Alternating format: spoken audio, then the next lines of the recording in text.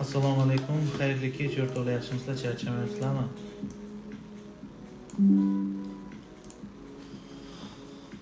Xo'p, bugun sizlar bilan master class qilamiz.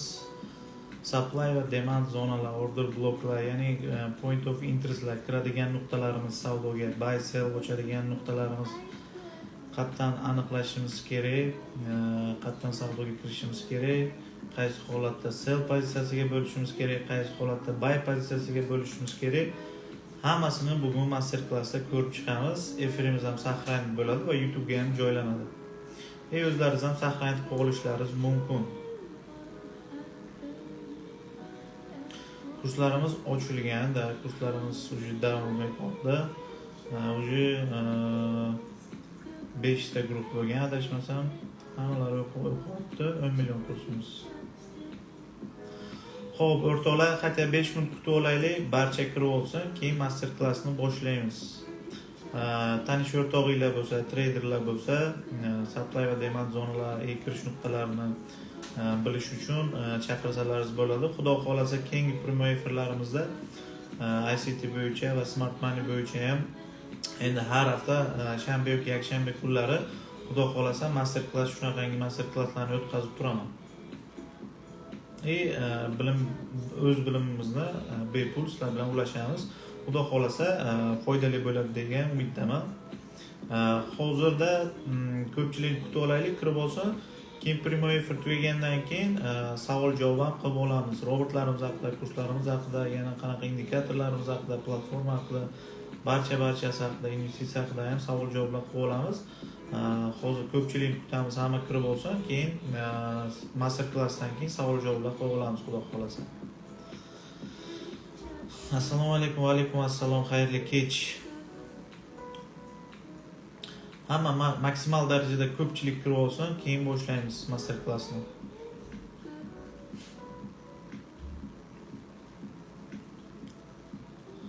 Xo'p, o'ylaymanki zerikib qolmagansizlar, chunki shanba kuni bilasizlar, bozor ishlamaydi.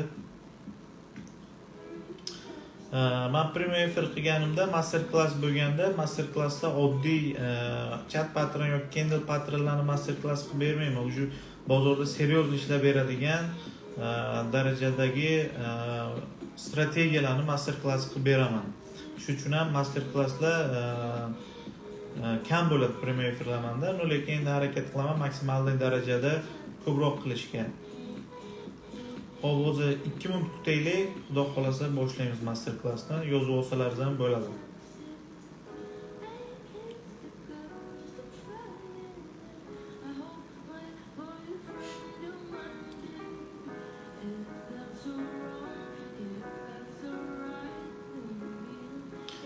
Dars bo'ladi mavzuda, darslik bo'ladi, video darslik, ya'ni master class supply va demand zonalari haqida. Supply demand zonalarini sizlarga o'zim maksimal darajada o'zim tushuntirib beraman. Keyin o'zlaringiz bozorda ko'rib chiqinglar, qanaqa ishlashni o'zlaringiz bilasizlar va tan berasizlar bozorda. Faqat shu bitta supply demandni chotga yozib tushunib olsalar, shuni o'z bilan ham maksimal darajada savdo qilib foyda qilsa bo'ladi. Faqatgina har bitta strategiyaga risk bilan kirish kerak. Hop, primoga kirgan bo'lsalar chiqmay o'tiringlar, xudo xolasa o'zi boshlaymiz. 2 minut yana kutaylik, 2 minutda ko'pchilik kirib olsin. Уже darslarimizni boshlaymiz.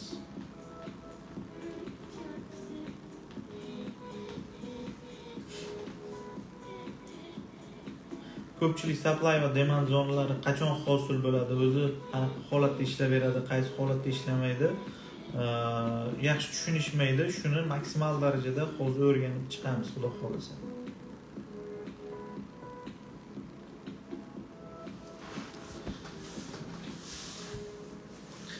Video saqlanib bo'ladimda, videoni saqlanib qo'yamiz. Xohlasangiz o'zlaringiz ham saqlanib qo'yishlaringiz mumkin. Xo'p, savol javoblar, ko'pchilik savol yozyapti hozir. Savol javoblaringizni xudo xolasa master klassdan keyin, strategiyani o'rgangandan keyin shu strategiya haqida birinchi savol javoblar bo'ladi. Undan keyin bemalol robotlar haqidami, brokerlar haqidami, kurslar haqidami, nima haqida savollaringiz bo'lsa, savol javob qilib olamiz.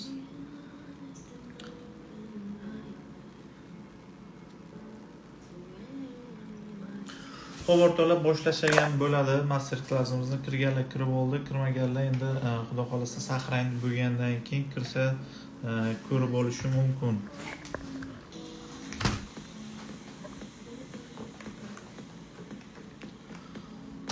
Xo'p, bo'lmasa boshladik o'rtoqlar. Xo'p, birinchi navbatda o'zi supply va demand nima? Supply demandni ta'rif berib o'tib ketaman. Nima ma'noni bildiradi? Supply bu bir boshidan boshlaymiz. Assalomu alaykum o'rtoqlar. Bugun sizlar bilan supply va demand zonalarini o'rganamiz. Ya'ni supply va demand zonalari o'zi nima, qachon hosil bo'ladi, qaysi holatda ishlab beradi, qaysi holatda ishlamaydi, o'zi vazifasi nimada, qanaqa strategiya bu, o'shani ko'rib chiqamiz. Xo'p, supply bu o'zi taklif, demand bu talab. Ya'ni bular qachon hosil bo'ladi? Supplyda kimlar o'tiradi? Supplyda bilasizlar, sellerlar o'tiradi, ya'ni bearish, ya'ni ayiqsimon hosil bo'ladi. U supply zonalarimiz bizani faqat downtrendda hosil bo'ladi. Bizda uptrendda esa uptrendda demand zonalarimiz hosil bo'ladi. Demandda bilasizlar kimlar bo'ladi? Demandda faqat buyerlar bo'ladi, ya'ni bullish. Endi qarang, bitta narsani tushuntirib o'tib ketaman. Hozirda ko'rsatib berishdan oldin strategiyani. Hop, kommentni o'chirib qo'yaylik. Hozir.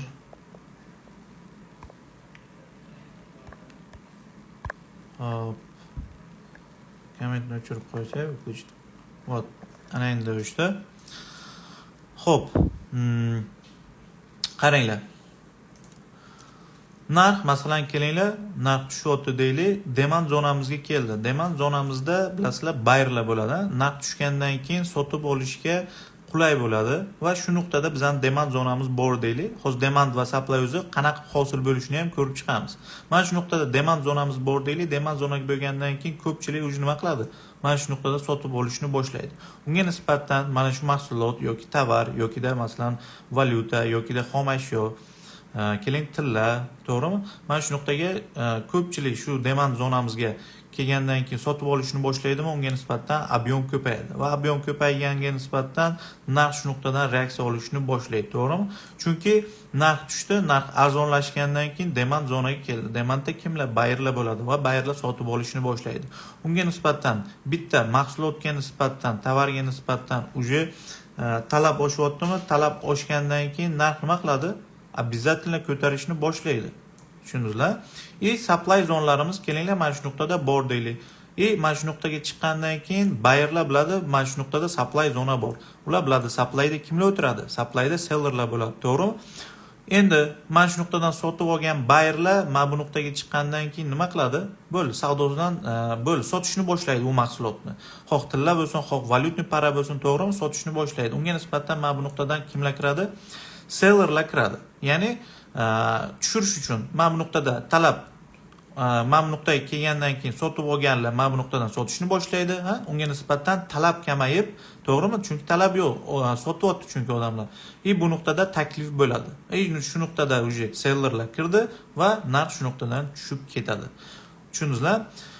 Demandda buyerlar, supplyda esa sellerlar bo'ladi. Bu talab zonasi, talab kelgandan keyin talab oshadi, talab oshgandan keyin ob'yom ko'paygandan keyin narx yuqorilashni boshlaydi. Mana bu nuqtaga kelgandan keyin unga nisbatan talab bo'lmaydi va taklif bo'ladi narxning tushishiga. Unga nisbatan sellerlar mana bu nuqtadan kirib oladi va trend bearish bo'ladi. Ya'ni narx oqib ketadi.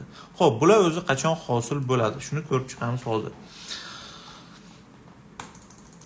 Xo'p, bizada supply va demand zonalar qachon hosil bo'ladi? Xo'p, bizada shu narsa ibora bor, eslaringizdan chiqmasin. Har qanday maksimum va har qanday minimum qaytarish kuchiga ega. Shu narsa eslaringizdan chiqmasin. Kelinglar, narx mana shu nuqtada maksimum hosil qildi. Maksimum hosil qilgandan keyin обязательно nima hosil qiladi? Minimum hosil qiladi. Keyin narx masalan keng maksimum hosil qilishga uptrend bo'lsa, bu maksimumni teshib ketadi. Lekin kelinglar shuni daily time frame deylik. Unga nisbatan mana shu nuqtada narx bekorga atkat olmagan, to'g'rimi? Mana shu nuqtada qarama-qarshi rezistentlar, ya'ni kuchli zona urvinlar bo'lgan keyin narx shu nuqtadan atkat olgan, minimum hosil qilgan keyin ikkinchi marta kelgandan keyin uptrend bo'lganligi uchun narx teshib ketishi kerak. Chunki masalan uptrendda bilasizlar maksimumda yuqorida, minimumda yuqorida bo'ladi. Endi shu nuqtaga kelgandan keyin narx katta time frame'da keyingi maksimumni hosil qiladi, lekin kichkina time frame'ga kelinglar, H1 ga olib qaraydigan bo'lsak, narx kelgandan keyin polibomi mana shu nuqtada nima qiladi? Mana shu nuqtada atkat beradi. Chunki bu kuchli bizaga. Bu dailydagi maksimum. Bizaga nima edi? Oltin qoidamiz nima edi? Har qanday maksimum va har qanday minimum qaytarish kuchiga ega. Qancha ko'p time frame bo'lsin, qancha katta time frame bo'lsin, shuncha ko'p qaytarish kuchiga ega. Agarda mana shu dailydagi maksimum bo'lsa, lekin dailyda mana maksimum yorib ketdi, lekin kichkina time frame ga qarasak, bizda mana shunaqa bitta demand zona tashab ketgan bo'ladi. Ya'ni bitta shuni atkati bu dailydagi maksimum bo'lsa, mana shu bitta atkat berganning o'zi ham H1 da kamiga 100 punkt, 80 punkt bo'lishi mumkin. Agarda mana bu haftalik bo'ladigan bo'lsa, haftalik maksimum mana shu bitta atkatning o'zi kamiga bizaga daily time frame mana bunaqa hosil qilsa, demand zona. Mana shu dailyning o'zi 200, 300, 400 punkt bo'lishi mumkin. Chunki bu haftalikdagi maksimum, tushunasizlarmi? Endi shuncha katta time frame bo'lsa, bitta atkatning o'zi qaytarish kuchiga ega maksimumni shuncha katta punkt qaytadi. Agarda mana bu kichkina prosta H1 dagi time frame deylik, H1 da mana maksimumni buzib ketdi, lekin kichkina time frame M15 ga qarasak, bitta atkat berib keyin uchib ketgan.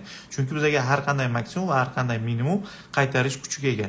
Endi mana shu M15 bo'lganligi uchun mana shu qaytishning o'zi 340 punkt bo'lishi mumkin. Zato что bu H1. Tushundingizlar? Endi kelinglar, bizga demand zona hosil bo'ldi deylik. Ya'ni bizda nima bo'ldi bu? Bizda ikki xil demand zona bor. Mana bu sizlarga birinchisini ko'rsatib beraman.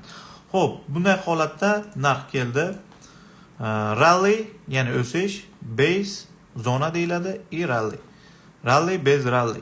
Mana shu nuqtaga qaytib kelgandan keyin biza zonamizga buy pozitsiyasini ochamiz. Ya'ni qaranglar, qanaqa hosil bo'ladi. Birinchi demand zonamiz RBR, ya'ni rally, base rally. Narx keldi. O'sha maksimum deylik, maksimumlarda hosil bo'lgan demand zona kichkina time frame'da hosil bo'ldi, zona tashab ketdi. Bu birinchisi demand zonamiz kuchli demand zona hisoblanadi. Agar narx bizda mana bu nuqtada zona qo'yib ketsa, sirazi o'sha zonamizga nisbatan sirazi atkat bersa, biz mana shu nuqtadan uje buyga harakatlanamiz. M15 da razворотный tasdig'imizni olgandan keyin, u tasdiq olishni ham keyingi premyer efirlarimda master class tariqasida ko'rsatib berishim mumkin. Ya'ni bizga nima bo'ldi? Rally, base, retestdan keyin yana rally. Bu RBR. Bu birinchisi, bu bizning kuchli demand zonamiz. Ya'ni narx zona qo'yib ketdi, mana bu nuqtaga keldida, sirazi korreksiya bo'ldi, ya'ni sirazi retest qildi zonamizni, shu zonamizdan narx nima qildi? Chiqib ketdi. Ya'ni bu bo'ladi bizaga, qaranglar. Prosta tak, katta time frame ga olib qarasak, narx keldi, maksimum hosil qildi, minimum hosil qildi. Endi nima hosil qilish kerak? Polibomi maksimum hosil qilish kerak. To'g'rimi? Minimum, maksimum xuddi ketadi. Endi kichkina time frame ga olib qarasak, bizda mana shunaqangi model hosil bo'ladi. Tushunasizlarmi? Xo'p, bunday holatlarda masalan o'suvchi trend deylik, o'suvchida narx nima switch yashil bo'ladi. Mana shu nuqtaga kelgandan keyin masalan aytdim, katta time frame dan maksimumdan kichkina atkat olgan bo'ladi. O'sha atkatning o'zi nima bo'ladi? Bizga qizil switch bo'ladi. Mana shu yerda bitta yoki ikkita qizil switch bo'ladi. Biz o'sha switchani tanadan tanasiga olib zona tortamiz va qaytib kelgandan keyin biz buyga kiramiz. Narx trend bo'ylab yurishni davom ettiradi. Tushundingizlar? Bu bizada kuchli demand zona. Ya'ni bu RBR deb qo'yaylik. Yozib olsalaringiz bo'ladi, sizlar ham yozib olsalaringiz bo'ladi. Rally, base rally. Bu birinchi demand zonamiz. Ikkinchi demand zonamiz qanaqa bo'ladi? Ikkinchi demand zonamiz, hozir buni teoremasini tushuntirib beraman. Teoremadan keyin grafikda ham ko'rib chiqamiz qanaqa ishlab berishini. Ikkinchisi qanaqa bo'ladi? Narx keldi, zonamizni qo'ydi, narx yuqoriga chiqib ketdi. Ya'ni rally, base rallyda. Lekin bu narx nima qilish kerak edi? Bizga kuchli bo'lishi uchun narx sirazi retest qilib berish kerak edi. Lekin bunday holatda narx nima qiladi? Yuqoriga ketadi. Bo'ldi. Ke bermaydi. Qachondir ham ke bersa, bizga qachondir ham narx ke berdi, masalan, zonamizga nisbatan. Zonamizga ke berdi deylik. Mana shu nuqtada zonamizga ke berdi, lekin nima qildi? Sirazi ke bermadi bizga. Uzoqdan ke berdi, bir kun emas, bir kun ke berdi. Endi ke bergandan keyin narx nima qiladi? Agarda yuqorida ko'p holatlarda kam holatlarda, ya'ni 20% holatlarda narx shu nuqtadan dakansa maksimumni buzib ketishi ham mumkin, lekin ko'p 80%, 90% holatlarda narx nima qiladi? Bitta atkat berib turib, keyin narx pastga tushib ketadi. Chunki bu bizga kuchsiz demand zona. Mana bu bizada kuchli demand zona. Narx sirazi nima qildi? Sirazi bizga retest qilib berdi. Mana shu nuqtada narx zona qo'ydi, sirazi korreksiya berib, retest berib, narx yuqoriga chiqib ketadi. Bunday holatlarda bizga mana buni o'zi kelib berishi kerak edi, lekin kelib bermasdan yuqoriga ketdi, pastga tushib kelyapti. Biza mana bu yuqorilardan уже narx globalniy может быть nima bo'lishi kerak? Mana bu nuqtalardan narx minimumlarni yangilab keladi. Уже bu down trend bo'lgan bo'ladi. Lekin bizning demand zonamiz bormi? Polibomi ishlab beradi. Polibomi atkat beradi. Yoki shu nuqtadan o'zidan chiqib ketishi ham mumkin, lekin ko'p holatlarda bitta atkat berib chiqib ketadi. Lekin shu bitta atkat berganini o'zi ham bizga nima bo'ladi? Mana shu zonadan kirsa, kamiga 1.2, 1.3 satnashanida ishlab beradi. Bizga minimal 1.2, 1.3 satnashanida ishlab bersa bo'ldi shu zonamiz. Tushundingizlar? Lekin mana bunaqangi holat bo'lib ketishi ham mumkin. Bu kuchsiz demand zonamiz hisoblanadi. Bu esa kuchli demand zona. Mana shu holatda screenshot qilib qo'yib, chizib olsalaringiz bo'ladi. RBR deb qo'yib. Ya'ni bu demand zonamiz, demand deb RBR qo'yasizlar, rally bez rally. Bizada tez qaytib kelib bergani buni kuchli deb qo'yasizlar. Mana bunaqa chizinglar. Uzoqdan kelib bergani bu bizga kuchsiz demand zona hisoblanadi.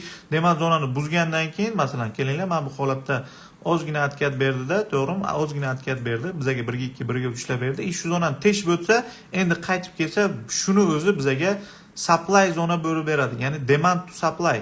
Demand to supply bo'ladi. Demandni o'zi sell zona bo'lib bizga ishlab beradi. Shuni o'zidan biza sell kirsak ham bo'ladi. Tushundingizlar? Demand to supply bo'lib ketadi. Lekin bu supply degani emas, supplyni o'zi tushuntirib beraman o'zi qanaqa bo'lishini. Buni tushundingizlar? Qachon hosil bo'lishini ham. Ya'ni bu bizada qachon hosil bo'ladi? Bu bizada masalan maksimum va minimumlar bor. Mana kuchli maksimum bor. Narx minimum hosil qiladi, ketdi. Kichkina time frame da mana shu nuqtadan narx teshib o'tib ketdi. Mana shu nuqtaga kichkina time frame ga ko'rsalaringiz, baribir nima maksimumni buzolmasdan polibomi kichkina atkat berib ketadi. Biz o'shani demand zonamiz deb olsak bo'ladi. Mana shuni. Xo'p, buni tushundingizlar. Endi sizlar bilan supply ni o'tamiz. Supply qanaqa bo'ladi? Xo'p, endi biz buni uptrendda demand zonani ishlatib oldik, to'g'rimi? Endi bizga bor downtrend bor. Minimum, maksimum, bizada masalan kuchli minimum bor. Narx teshib ketdi. Lekin bizada har qanday maksimum va har qanday minimum nima qaytarish kuchiga egami? Shu nuqtada kichkina time frame da bitta atkat berib keyin ketadi. Tushundingizlar? Bizada nima hosil bo'ladi? Mana bu tushish. Ya'ni downtrendda bilasizlar nima? Downtrendda impuls korreksiya, ya'ni minimumni hosil qilishi impuls, maksimum hosil qilishi korreksiya, impuls korreksiya. Bizda mana shu nuqtada impuls bo'lib keldi.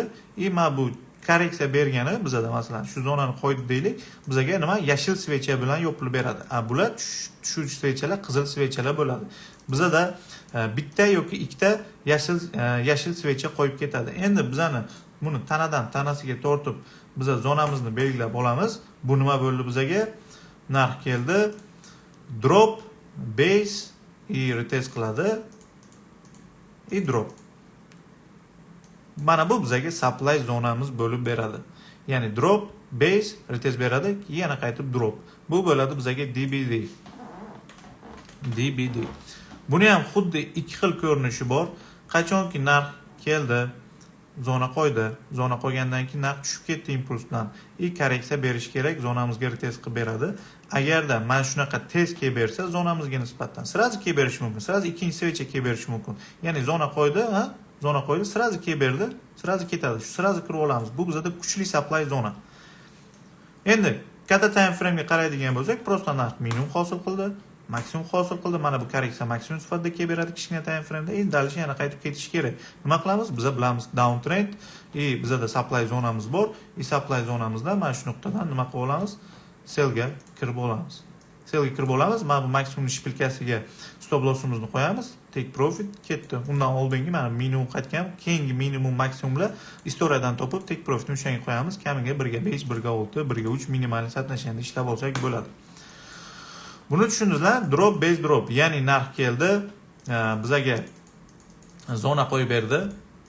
Mana zona drop, base и сразу korreksiya retest berdi zonamizga nisbatan и drop bo'lib ketadi. Biza mana shu nuqtadan zonamizga kelishi bilan M5 M15 dan razvorot olib kirsak bo'ladi. Attak sizlar tasdiq olishni bilmasalaringiz ham switchnoy tasdiqlar bilan engulfinglar bilan kirsalaringiz ham bo'ladi. По-любому narx oqib ketadi. Bo'ldi, down trendmi narx prosta maksimum qilib minimum oqib ketish kerak. Prosta mana bu korreksiya berib kelganiga biz mana shu nuqtadan kirib oldik. Bo'ldi, narx trendi bo'ylab ketish kerak. Bu bizada kuchli supply zona, chunki narx sirazi kelaverdi. Endi xuddi shunaqangi bizga kuchsiz supply zonamiz bor. Ya'ni narx keladi, drop, base, mana bu nuqtada nima qiladi? Narx sirazi retest qilib bermaydi, ketdi. Boshqa mana bu supplylardan ishlab olsak bo'ladi. Supplylar mana bu holatda ham hosil qiladi. Keyin qachondir bir kun narx kelib bersa, mana shu zonamizni o'zi, mana bir kun kelib berdi. Mana shu zonamizni o'zi bizga по-любому ishlab beradi. Dakansa narx oqib ketmasa ham bizga kamiga 1.2, 1.3 satnashenda ishlab, keyin yorib berib ketishi mumkin. Yorgandan keyin nima bo'ladi bu bizga? Supply to demand bo'ladi. Narx shunga qaytib teshgandan keyin, proboydan keyin kelib beradi. Shu nuqtadan biza buy kirib olsak bo'ladi. Tushundingizlar? Lekin ko'p kam holatlarda narx shu nuqtadan chiqib pastga tushib ketishi ham mumkin, lekin ko'p holatlarda 80% holatlarda bitta atkat berib, keyin uchib teshib ketadi. O'sha atkatning o'zi ham bizga kamiga 1.2, 1.3 satnashenda ishlaydi. Shuning uchun ham bemalol supply demand zonalarimizni ko'rdikmi, bemalol qo'yqmay kirsak bo'ladi. Tushundingizlar? Endi xo'p, yana bor bizga. Buni chizib olsalaringiz bo'ladi. Bu bizga kuchli screenshot qilib DBD, ya'ni drop, base и drop. Bu kuchli, mana bunisi kuchsiz deb qo'ysalaringiz bo'ladi. Endi bizga yana supply demand zonalarimizning eng zo'r menga yoqqan modellari bor, chunki men razворотni olishda ko'proq ishlataman.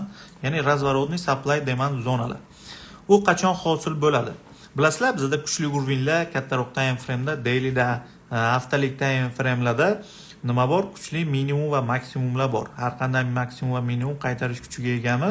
Endi bizda kuchli urvinlar ko'plab maksimum minimumlar qaytadigan nuqtalarga kelib qolsa, masalan, keldinglar, mana shu nuqtaga narx keldi, ha?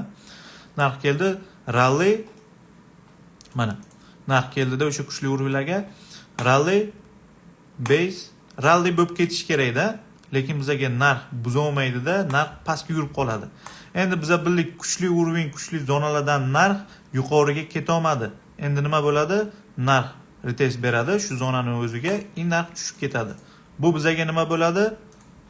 Bu bizaga qaranglar. Eng zo'r yoqtirgan modellarimdan biri chizib olsalaringiz bo'ladi. Rally, base и drop. Bu RBD modeli. Bu RBD modeli.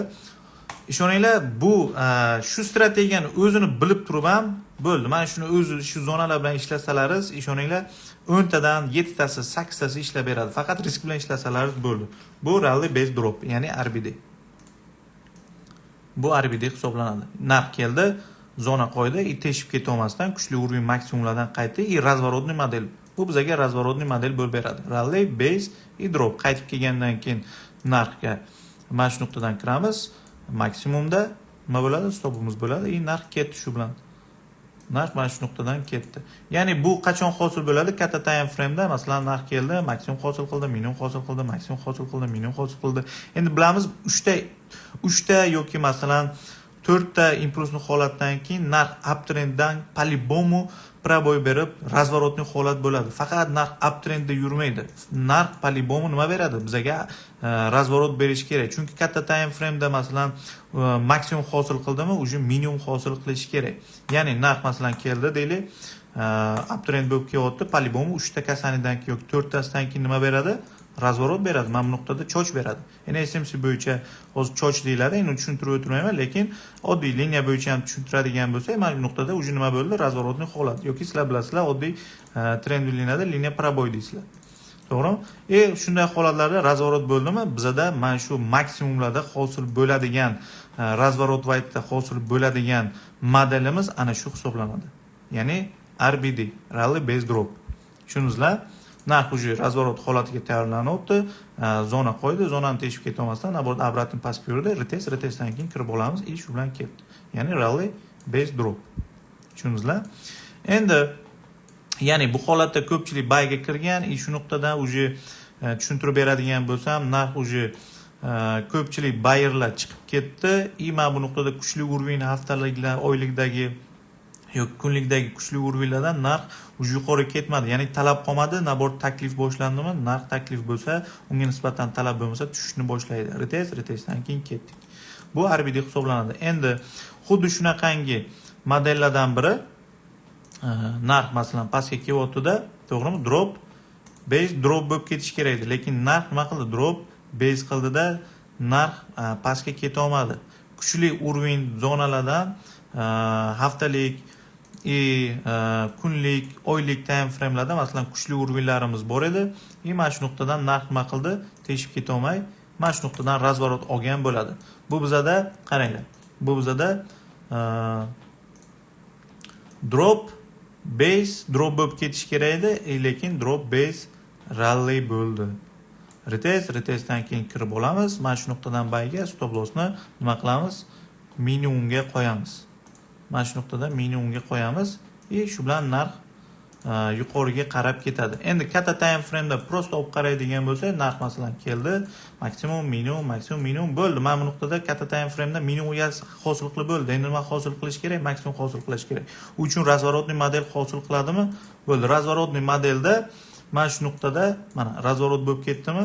Mana shu holatda bizada hosil bo'ladigan kichkina time frame da mana shunaqangi modellarimiz bizani hosil bo'ladi. Ya'ni bu drop base rally. Drop base rally screenshot qilib chizib olsalaringiz bo'ladi. Drop base rally. Hozir masalan grafikda ko'rsatib beraman. Undan keyin o'zlaringiz любой xohlagan paralaringizni istoriyadan ko'rib chiqinglar. 20 tadan kamiga 18 ta, 19 ta, 15, 16 tasi ishlab bergan, qolgan vaqtlar stop bo'lmasa. Buni tushundingizlar? Rally base drop, drop base rally. Tushundingizlar? Razворотный holat. Ya'ni narx keldi, bo'ldi. Mana shu nuqtada уже talab oshishni boshladida, уже pastga keta olmadi. Narx уже razворотni hosil qildi, shu nuqtadan narx chiqib ketadi. Tushundingizlar? Endi supply va demand zonalarimiz bor. Qachon ishlamaydi? Qachon supply va demand zonalarimiz ishlamaydi? Shuni ko'rib chiqamiz. Qaranglar. Narx keldi, drop, base, drop. Qachon ishlamaydi? Qachonki kuchli yangilik bo'lsa bizada, ya'ni narx masalan mana shu nuqtaga keldi, biz tasdiq bilan kirardik. Narx masalan mana shu urvinni zonamizni, ya'ni supply zonamizni, supplyda bilasizlar kimlar bor? Sellerlar bor, to'g'rimi? Lekin chustut qilmasdan kuchli yangilik chiqdi, impuls bilan teshib o'tdi. Mana shu holatlarda, kuchli yangilik holatlarida supply zonamiz, demand zonamiz ishlab bermaydi. Lekin bor, bizada mana shu supply zonamiz kuchli. Bilasizlar, kuchli zonamiz bu yerda sellerlar bo'ladi, katta blok bu. Mana shu nuqtaga narx teshib o'tdimi impuls bilan? Buni teshib o'tish uchun chustut qilmasdan teshib o'tdi. Lekin nima qildi? Kuchini sarfladimi? Endi narx kuchi qolmadi, bo'ldi. Yangilikni kuchi qolmadi, narx уже atkat berishni boshlaydi, chunki bor kuchini shunga sarflagandi. Lekin narx shu kuch qolmagandan keyin orqaga ozgina yuradi. Shu zonamizni o'zi bizaga demand bo'lib beradi. Ya'ni zapravka vazifasini bajarib beradi. Masalan, narx kelyapti-da, kuchi qolmadimi? Kuchi qolmagandan keyin narx tushishni boshlaydi. Shuni o'zi unga benzin bo'lib beradi. Ya'ni shuni o'zi buy zona bo'ladi. Narx shu nuqtada, shu zonamizdan kuch olib, yana qaytib продажani davom etadi. Shunday holatlarda, kuchli yangiliklar holatda bizning supply demand zonalarimiz ishlab bermaydi, lekin biz obratni ishlab olsak bo'ladi. Tushundingizlar? Ya'ni masalan bu supply zona ishlab bermaganda, demand zonada ham xuddi narx keldi, rally, base, rally qildik, lekin kuchli yangilik keldi, teshib o'tdi. Lekin nima? Chustut qilmadi. Tamam, yangilik impuls bilan teshib o'tdi, lekin kuchini sarfladimi? Bor kuchini so'ngga sarfladimi? Demandni buzishiga. Endi nima qildi? Kuchi qolmadimi? Narx yuqoriga yurishni boshlaydi. Endi shuni o'zidan narx kuch olib, benzin xuddi zapravka qilganday narx yana qaytib davom etadi selga yurishni. Endi buni o'zi bizga supply zona bo'lib beradi. Bunda supply to demand bo'lib beradi, bu esa demand to supply bo'lib beradi. Tushundingizlar? Shunday holatlarda bizning supply zonalarimiz va demand zonalarimiz ishlab bermasligi kerak. Mumkin. Ya'ni yangilik impuls bilan chiqqan vaqtida. Lekin shuni o'zi bizga obratni ishlab beradi.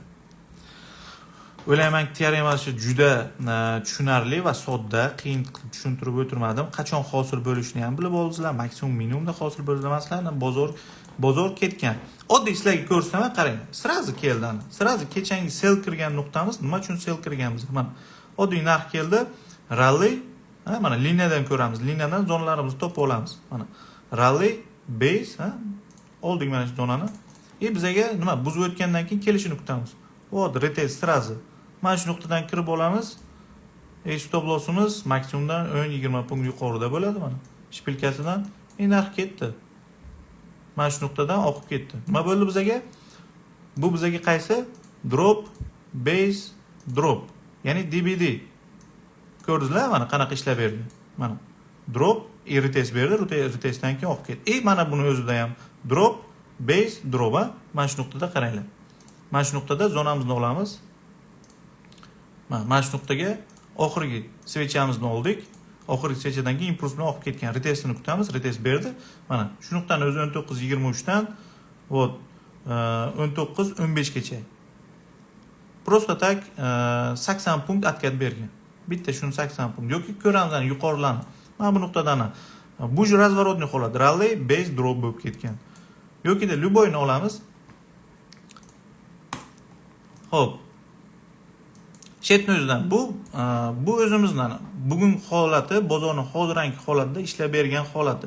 Yoki-da mana bu nuqtada ham nima bor edi? Bizning kichkina time frameimizdan buy kirgan nuqtamizda mana shu nuqtada demand zonalarimiz bor edi. Mana bu nuqtada kichkina time frame'da demand zona bor, narx kelgan. Masalan, bu yerda nima bo'lgan? Rally, base, rally bo'lib ketgan. Yana qaytib kelsa, yana qaytib shu zonani o'zi ko'tarib yubordi. Ko'rdingizlar? Yoki mana bu nuqtani o'zida ham mana shu nuqtani o'zi rally, base, rally. Yoki ana shu zonani o'zini olib qo'yamiz. Qaranglar. Xuddi ana shu zonani olib qo'yinglar. Nima bo'lgan? Rally, base, rally. Ya'ni bu bizning demand zonamiz. Ertaga kelib bersa, ana shu zonadan kiramiz. Bu bizda kuchsiz, chunki narx chiqib ketdi. Mana buni o'zi qaytib kelsa, sirazi kirib olardik. Bu kuchli demand bo'lardi. Lekin bizga nima? Bu kuchsiz, chunki sirazi kelib bermadi, uzoqdan kelib beribdi. Lekin polibomu kelgandan keyin polibomu atkat berish kerak, tushundingizlarmi? Olib ketmoqchi bo'lsa ham. Shu atkatning o'zi ham kamiga bizga 1-2, 1-3 satnashenda ishlab beradi. Tushundingizlar? Xo'p, oddiy, masalan, mana shu nuqtada ham qaranglar mana. Bu bizga qaranglar. Supply zonamiz bor. Ya'ni nima bo'lgan? Drop, base, drop. Lekin mana bu nima qilib berish kerak edi? Kelish kerak edi. Kelgandan keyin oqib ketish kerak edi. Lekin kelmadi. Bu bizga nima? Kuchsiz. Narx keldi, teshib ketdi. Lekin qaranglar, mana shu nuqtada ham atkat bergan. Masalan, keldi 19.20 dan 19.15 gacha 50 punkt atkat berdi. Zato что bu слабый. Agarda kuchli bo'lish uchun narx sirazi korreksiya qilib berish kerak edi. Tushundingizlarmi? Xuddi shunaqangi holatda ishlab bermagan. Yoki mana bu holatda narxini yuqorilab kelyapti. Rally mana bu nuqtada rally, base, rally bo'lib ketish kerak edi, lekin drop bo'ldi. Drop bo'lgandan keyin mana biz shuni o'zini olamiz. Tushib ketgandan keyin retestni kutamiz. Sirazi ikkita svechaga retest qilib berdi. Ya'ni nima bo'ldi? Rally, base, drop bo'ldi. Ko'rdingizlarmi? Любой holatda ham ishlab beradi. Yoki mana shu holatni o'zini olamiz. Qaranglar. Mana bu holatda. Xo'p. Oddiy mana shu holatni olaylik. Masalan, mana narx keldi, drop, base, drop, Masalan, mana shu nuqtani supply zonamiz deb oldik. Drop, base, drop, mana DBD, to'g'rimi? Narx nima qildi? Retest qilib berish kerak edi, lekin kelib bermadi. Agar kelardi, sirazi ushlab olardik. Endi bir kun kelsa, baribir polibomi ishlashi kerak. Qaranglar. Mana shu supply zonani oldik. Bir kun keldi supplyimizga. Shuni o'zi 19.36 dan 19 mana qaranglar. Mana narx o'tirgan joyi 19.36. Qaranglar. Tushib bergani mana shu nuqtagacha 19.28 gacha.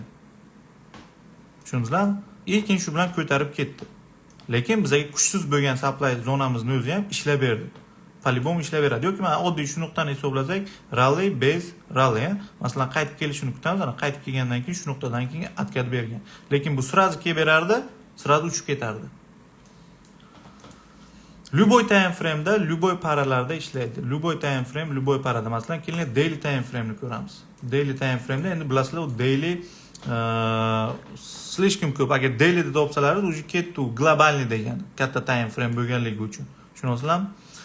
Endi shu nuqtada masalan oddiy mana bu katta time frame'larni o'qib qarasak, mana bu nuqtada tushish impuls korreksiya bizda masalan hosil bo'ladi. Masalan, mana bu nuqtada drop, base, drop bo'lib ketgan. Lekin biz masalan последний svechasini olishimiz kerak. Endi последний svechasini ikkita svechani olsa ham bo'ladi, lekin ko'p holatda baribir impuls qayerda boshlandi? Mana impuls boshlandi, undan oldingi svechagacha ham baribir kelib beradi. Narx masalan keldi, o'sha nuqtadan qaytib ketdi. Endi bu polibomi daily bo'lganligi uchun 19.51 dan 19 gacha 500 punkt yurib bergan bitta supply zonani o'zi. Buni yanada lokallashtirish uchun H4 ga H1 ga olib kuchli zonalarni topsalar ham bo'ladi. Yoki mana bu nuqtada rally, base, rally, sразу retestdan keyin ko'ringlar, sразу oshib ketdi. Mana oddiy shuni o'zi, masalan, shu zonani oladigan bo'lsak, pastlayn svechasini 19.54 dan 19.80 gacha. Уже 300 punktdan ziyod yurib bergan. Bu daily bo'lganligi uchun. Tushunasizlarmi? Xo'p, kelinglar boshqa bu tillarda endi supply demand zonalarini tekshirib ko'ringlar. H1, H4 da вообще maza qilasizlar. Yevro, dollar, funt, dollar boshqalarni ham ko'rib chiqamiz. Har birida ishlab beradi. Tillarni eng ko'p ishlaydigani ham mana shu supply demand zonalari bo'ladi. Oddiy mana bu nuqtani o'zida ham qaranglar. Oddiy mana shu nuqtani o'zida narx keldi, drop, base, minimum yangiladi, retest qilib berdi. Retestdan keyin oqib ketdi. Yoki shuni o'zida ham drop, base, mana shu nuqtani o'zida drop, base, oxirgi svechasini olamiz dedim. Drop, base, retestdan keyin yana qaytib drop. Hozir masalan narx shu nuqtadan oqib ketdi. Yoki mana bu nuqtani olamiz. Drop, base, retestdan keyin yana drop. Bitta shuni o'zini hisoblaymiz. Oddiy 19.56 dan 19.31 gacha. 250-260 punkt. H1 dagi supply zonamizni o'zi. Tushunasizlarmi? Yoki ana mana bu nuqtada retest qilgan, sразу ketgan. Agar retest qilinmagan bo'lsa-da, polibomu bir kun keladi, bir kun ishlab beradi. Masalan, oddiy mana bu nuqtani olinglar, qaranglar. Oddiy mana. Bizda nima? Drop, rally, base, rally bo'lgan. Lekin narx nima qilgan? Mana bu retest qilib berish kerak edi, retest qilib bermagan. Mana shu zonani o'zini olib qo'yinglar. Mana shu zonani o'zini hozirning o'ziga olib qo'ysalaringiz ham mana bir kun kelsa, ana shu demand zonamiz, ana shu demand zonamiz polibomu kelgandan keyin ishlab beradi. Tushundingizlar? Polibom ishlab beradi. Yoki mana shu nuqtani o'zi katta time frame da bitta yoki ikkita svecha bo'lishi mumkin mana shu. Ya'ni bitta yashil, bitta manikida endi yashil yoki masalan oddiy oq fonlardagi mana o'sish yashil, bu yog'i tushish qizil bo'ladi, to'g'rimi? Mana shu zonani o'zini olib qaraydigan bo'lsak ham, endi bunda o'zi ko'p svechalar bo'lgan, lekin katta time frame bo'lib qarasangiz, bitta yoki ikkita svecha bo'ladi. Mana kelgandan keyin chiqqanini qaranglar. Mana o'sha zonadan chiqib ketganlar. Hozir dailyga ko'ramiz. Mana dailyda bitta svecha. Ko'rlar, rally, base, rally. Kelgandan keyin ot narx shu nuqtadan chiqib ketdi. Bo'ldi shu. Ko'rlar, oddiy strategiyalarni o'rgatib sizlarga to'liq yo'q ulardan. Lekin ishlab beradigan strategiyalarni o'rgatishdan o'ylaymanki hammalaringizga foyda. Mana bu nuqtadan drop, base drop. Lekin narx nima qildi? Mana bu sразу kelib berish kerak edi, kelib bermadi. Bir kun kelsa nima qilamiz? Mana shu nuqtadan ishlab olamiz, to'g'rimi? Hozir qarasalaringiz, bu sizlarga kelib berdi. Mana buni o'chirib qo'yaylik. Kelib berdi. Bu bizga kuchsiz.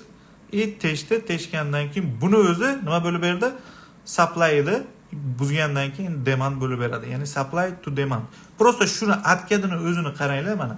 Atkadini qaranglar. Hop, narx 19.14 da shu berganini qaranglar 18.85 da. Necha punkt hisoblanglar? 19.14 dan 18.85 gacha 25.15 bo'lsa 300-400 punkt atkad bergan. Bittani shu blogimizni o'zi, slabi kuchsiz supply zonamizni o'zi 400 punkt atkad bergan. Buzgandan keyin demand bo'lib ketgan. Tushundingizlar? Oddiy shu holatlarni o'zida ham mana bu holatda drop, base, rally bo'lgan. Qaytib retestdan keyin narx chiqib ketgan yoki mana bu nuqtani o'zida ham rally, base, retestdan keyin rally ketdi.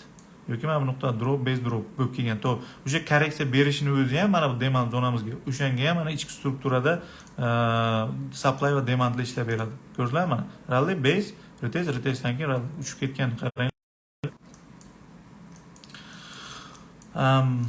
Bunaqangi strategiyalarni o'zi aslida polni daskalarni tushuntirib berishim, shogirdlarimga tushuntirib berardim. Mayli auditoriyamga ham o'zimni qanaqa zonalar bilan ishlashim, qanaqa strategiyalar ishlashim uchun ham ko'rsatib berishga qaror qabul qildim. Lekin bu masalan bu hali biza ishlaydigan shedevr strategiyalardan emas. Aslida bu ham shedevr strategiya. Ko'rasizlar, yevro dollarda ham ko'ramiz, kerak bo'lsa qanaqa ishlaydi. Любой parada ishlab beradi. Tillarda ham uchinliklarimni o'zi supply va demand bilan ishlab maza qilib qanaqasiga deydi? Oddiy yana shu kecha yevro dollarga ham sell kirgan nuqtamiz mana. Oddiy kecha sell kirdik, komanda bilan kiriladi mana shu yerda. Drop, base, drop bo'ldi, retest qilishini kutdik. Mana keyboardga kirdik. Xuddi o'sha narsa, xuddi o'rgatgan narsani sizlarga drop, base, retestni kutamiz. Retestdan keyin nima qiladi? Narx polibomi o'qib ketadi. Bu ham xuddi shunaqa narsa. Drop, base, retestdan keyin polibomi o'qib ketdi. Yoki mana bu nuqtani o'zi ham, har birini olib qaraydigan bo'lsak ham.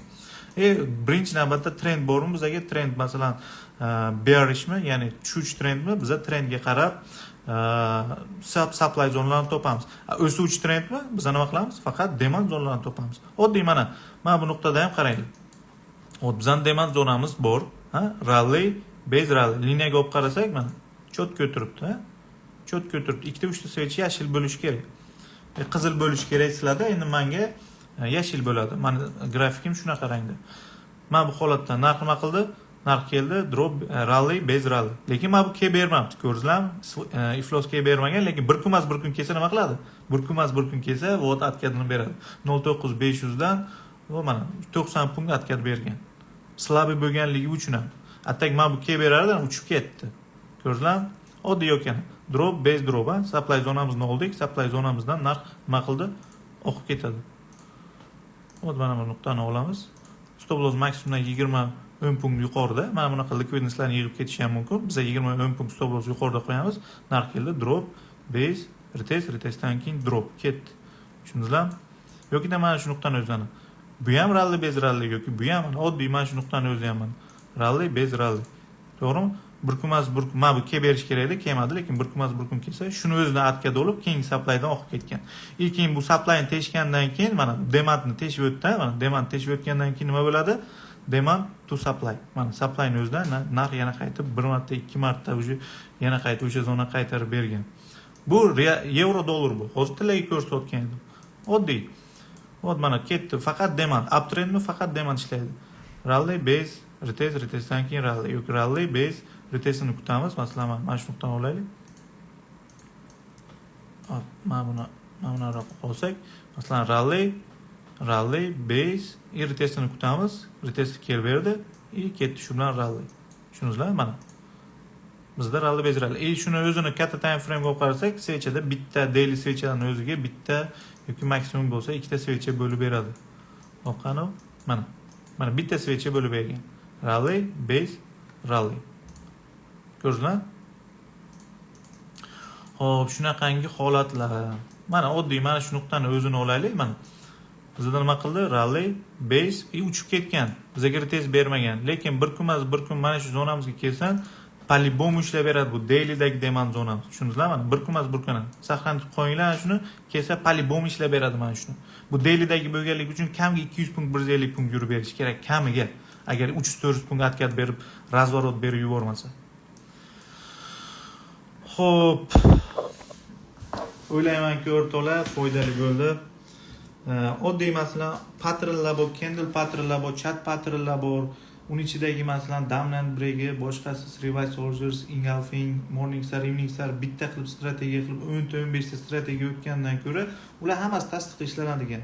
Bitta qilib mana bunaqangi shedevr zonalarni yoki shunga o'xshagan strategiyalarni o'rgatib bersam, o'ylaymanki sizlarga foydali bo'ladi. Hozir savol javob qilamiz. Birinchi navbatda adsiflarni qo'yaveringlar. Sizlarga yoqdimi, tushunarli bo'ldimi, qanaqa bo'ldi o'shani yozinglar. Undan keyin bu menga yana motivatsiya bo'ladi keyingi strategiyalarni o'rgatishga. Undan keyin o'zga qiziqtirgan savollar, kurs haqidan, robotlar haqidan, boshqa narsalarni savollaringizni berishlaringiz mumkin. Lekin undan tashqari любой parada ko'rib chiqinglar. Hozirgi o'rgangan strategiyalaringizni hammasi ishlab bergan bo'ladi, любойda. Hop, kommentarni yoqamiz. Qolaman. Aziflar qanaqa bo'lardi? Hop.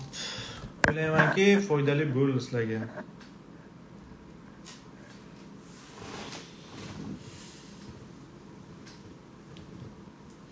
Yo'qdi, zo'r bo'ldi, gap yo'q.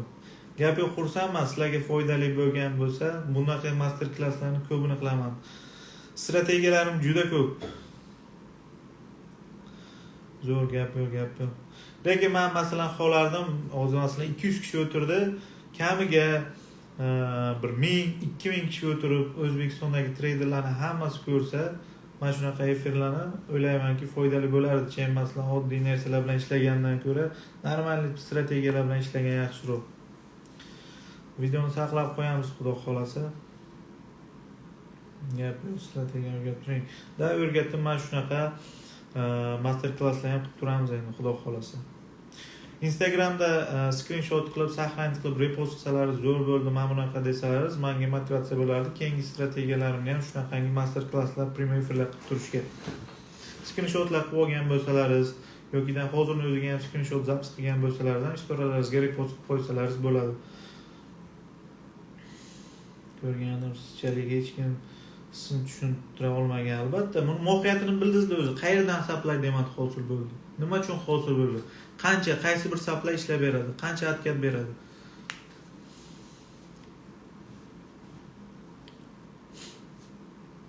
Zo'r bo'ldi, zo'r, rahmat. Gap yo'q. Xursandman. Hammalaringizga foydali bo'lsa, erta shu supply demandlar bilan ishlab foyda qilsalaringiz, mana atmetga qilib qo'ysalaringiz bo'ladi.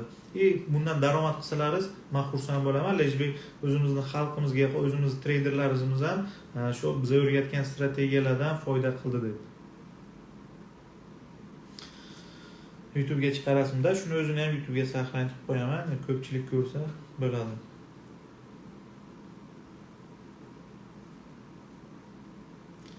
Endi shu omad kutib qolamiz. Gap yo'q, xudo xolasa chiqaramiz.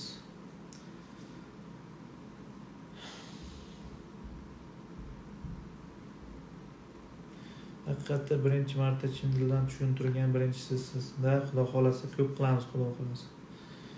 Bomba. Gap yo'q. Xo'p, foydali bo'lgan bo'lsa xursandman. Podashka qilishni sizlar davom etinglar, men ham sizlarga yordam berishni davom etaman. Xo'p, endi ozgina qisqa muddat savol-javob qilamiz. Hozir bu efirni saqlanib qo'yishim kerak.